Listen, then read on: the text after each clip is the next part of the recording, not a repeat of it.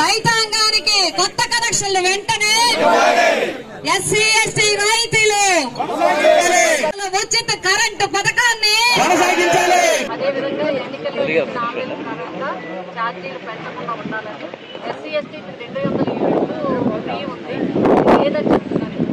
కంపల్సరీగా యథావిధిగా కొనసాగించాలని, వ్యవసాయ పంపు సెక్యూరిటీ కనెక్షన్స్ ఇవ్వాలి.